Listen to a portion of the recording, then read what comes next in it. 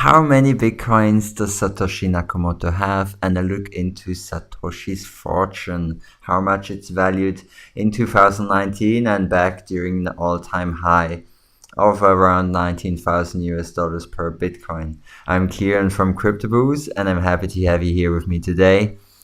First of all, we'll start with Sergio Damian Lerner's research from back in 2013. And here's a graph with all the blocks from 0 to 50,000.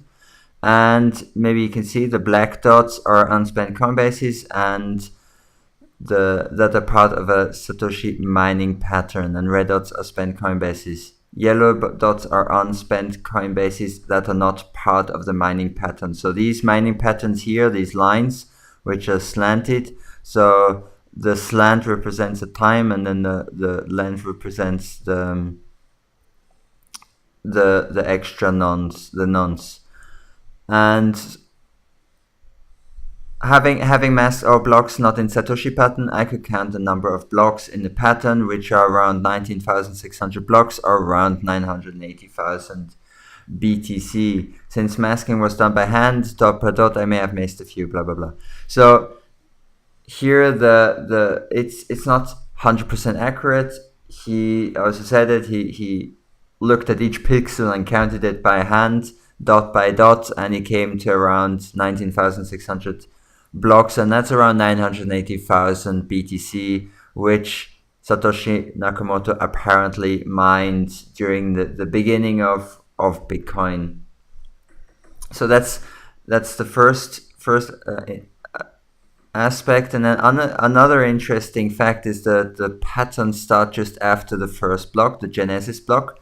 In block 1, here's an image containing the first 15 blocks. The dots are labeled X to Y, where X is in the block number and Y is the extra nonce. So the first 15 blocks were definitely mined by him, and then by using the pattern, the extra nonce, I'll go into that in a bit and try and explain easily what it is. And by using that, he approximates which blocks were mined by Satoshi Nakamoto. Now this might sound complicated, but I get to that in a second, and hopefully it will be easier to understand. Now the one thing that people are not too they don't agree that you can just use extra nonce to determine that this block was definitely mined by Satoshi Nakamoto. And that was a big point of discussions, which had to people decide that that Satoshi Nakamoto might not have that many bitcoins at the beginning. Now a bit later, BitMEX did also some research into the same topic, and the important history of the debate of the dominant miner in 2009. So here, before we're talking about Sergio Damian Lerner, attempted to argue that Satoshi had mined around 1 million bitcoins, or 980,000. The logic behind this assertion was that the hash rate throughout 2009 was at a low level, around 7 million hashes per second, and this was said to be consistent with one miner being highly dominant. And then he also brought, because only bringing that argument was pretty weak, because the 7 megahash per second estimate is based on block timestamps and unreliable. There's no reason to believe Satoshi mined alone in the first 14 days, and many individuals record mining themselves in that period. So just using the hash rate was not enough to determine how many Bitcoin Satoshi Nakamoto mined. Now, with the extra nonce, which is quite interesting, Sergio Damian Lerner posted another post where he, with a more persuasive argument, with much stronger evidence that a single miner was dominant, and he argues that the extra nonce is what is key. And his evidence is the extra nonce is not part of the Bitcoin protocol, in that it is not part of the consensus rules, nor is there a formal specification about how to interpret the field. The extra nonce is an area in the Coinbase transaction which can vary after several hashing attempts to provide extra entropy security for miners once the standard nonce in the block header has been used up. So when there's no more space, the extra nonce gets used. And as a quick example, we've got the Merkle trees. And basically what the Merkle tree is, you've got information here, like you've got information A, information B, information C, information D, and information C and information D gets hashed up. So information C goes into hash 3, information D goes into hash 4, and then hash 3 and hash 4 both together get hashed again. So you get one hash combining hash 3 and hash 4, and the same happens on the other side. So by using this Merkle tree, you can make a lot of information a lot smaller. And now the Coinbase transaction, and that's the extra nonce to add more security. And then here you've got even more the information again. And so here, this is the information from the beginning, from 2009 to 2010. Sergio published the below picture with the extra nonce on the y-axis and the block height on the x-axis. The image shows that the extra nonce increased over time in a series of slopes. Some of the slopes in black are said to be part of a similar gradient. And the thing is, with the extra nonce, if I'm not mistaken, correct me if I'm wrong, is that it's unique to each miner and computer that you're using. So if you're using one computer and you're computer mining Bitcoin, then your extra nonce will be the same for each block that you're mining. And that's his reasoning on how he determines which blocks were mined by Satoshi Nakamoto.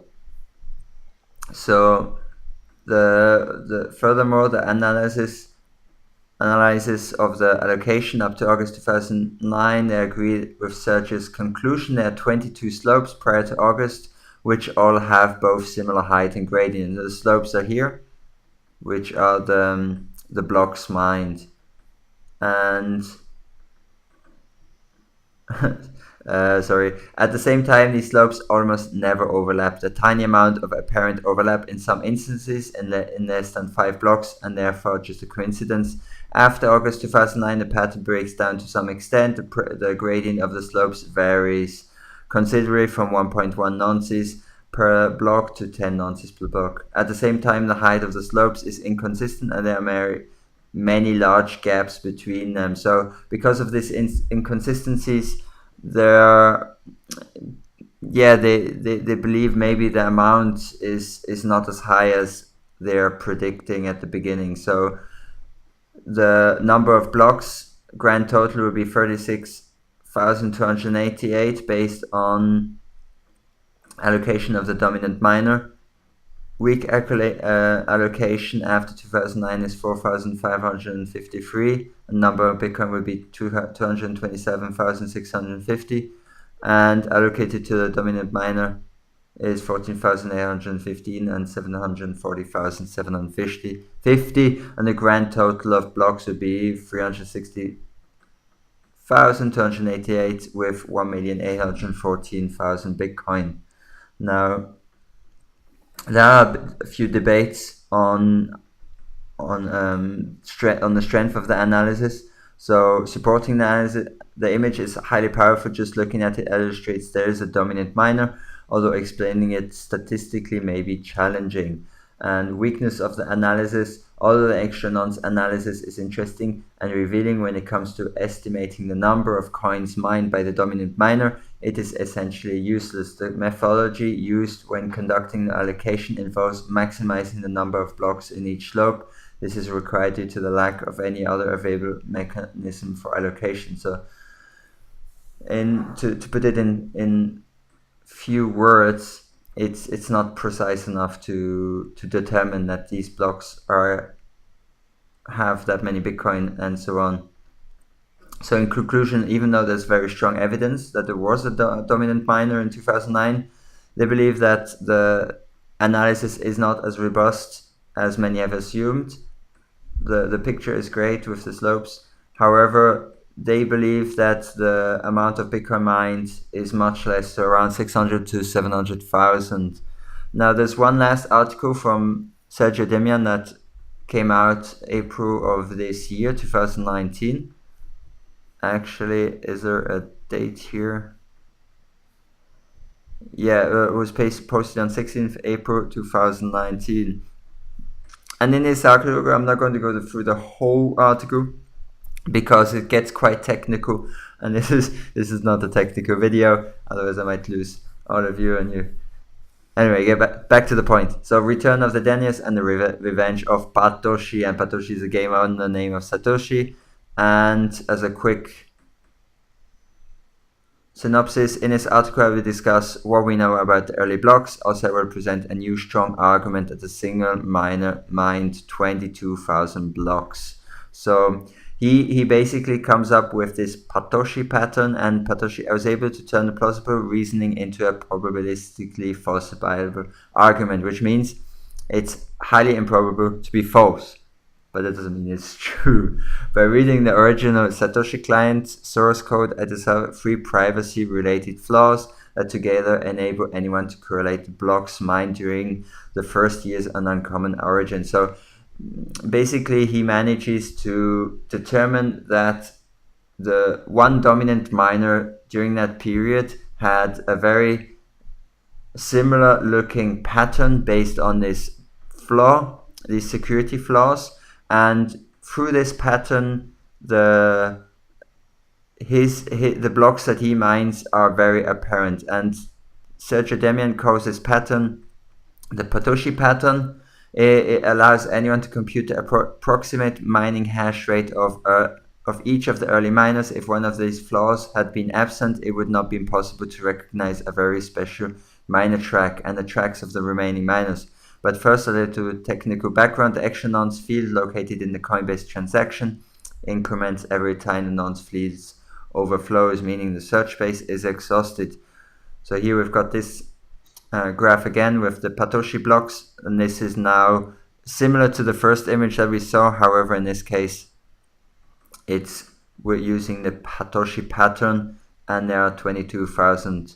Here I will link this article below if you want to get more into the nitty-gritty aspects of the technical aspects of how he figured it out and what the Patoshi is with the action nonce flaw and so on. The conclusion to this is that Sergio Demian, with 22,000 blocks, believes that Satoshi Nakamoto mined around 1.1 million BTC that's the approximate amount, and the last number that we'll use for our valuation analysis to determine what his fortune is like. So the range is between 700, 800,000 and 1.2 million BTC is what, based on the research that has been done. Thanks a lot, Sergio Demian, for spending so much time and figuring this out. And I am quite in awe with all the complexity of the whole research. Now, talking about the valuation, we're going to be using the 1.1 million, and we can also switch back to 980,000 as a lower range valuation. So if we take a lower range valuation of 980,000 BTC per coin, 980,000 BTC for his fortune valuation, we also have to take into consideration many of the forks. Now, since there are so many different Bitcoin forks, I decided only to go with the most popular two, which is Bitcoin Cash and Bitcoin Gold. I'm just going to ignore Bitcoin SV and the rest. It's probably not as accurate as you'd like, so it's probably missing maybe a few 20 million US dollars from the valuation, because I'm missing the rest of the coins. But you can imagine all of the whole amount of Bitcoin is then more or less represented in the other Bitcoin forks. There are a few forks which paid out like a tenfold of the Bitcoin. So a few forks you would have received like 9 million of that fork instead of just a 980,000 if you had so much. And others you would receive a 1-to-1 ratio. But too many and I'm not too interested in other forks, to be honest with you. Now, talking about Bitcoin, with the current price of $7,939, Satoshi Nakamoto's valuation would be around 7,780,220,000 US dollars, which is a staggering amount. Now, if you take into consideration Bitcoin Cash, which is at 406 million at the current price of 415 US dollars, and Bitcoin Gold with 24,500,000 with a current price of $25, the current valuation is $8 billion rounded down.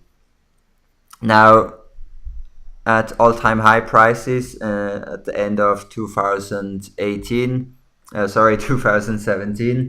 the estimation is around $19 billion just for Bitcoin alone, and the total will be around 25 billion US dollars, and so on. Now, there are many more questions that arise apart from the identity of who Satoshi Nakamoto is, and so on. Some people wonder what would happen if he decided, or the group decided, to liquidate all of these currencies into the market. What kind of effect would that have? Now, it's quite aware that most of the tracked wallets that the dominant miner at the beginning had, the Bitcoin in there, has not moved a bit and has not been spent. So at the moment everything's fine, but the question still arises from time to time. I also wonder, and even though it's at the back of my mind and I'm not too worried about it, I do sometimes think it would be pretty devastating should all these coins just flood the market in 4 years or 5 years, should the price of Bitcoin rise exponentially. However, there are also other investors like the Gemini twins, the Winklevoss twins, the Winklevoss twins, which also have a large amount of Bitcoin. Should they dump it right away onto the market, it would have a very negative effect. But those are questions reserved for another video, and hopefully I answered the question of how much Bitcoin does Satoshi Nakamoto have. The answer is more of a speculation based mainly on research from Sergio Demian Lerner. It's not 100% accurate estimate. Like the word says, it's just an estimate, and yeah, I think that's the best we have right now. And with the valuation fluctuates every day, as we know. With the cryptocurrency market, the volatility is high, but we can more or less estimate between these two ranges, and 8 billion to 25 billion US dollars without counting the rest of the Bitcoin forks is a handsome sum, and you can probably live quite a decent life with that. So that was it for today. See you on the next one. Bye bye.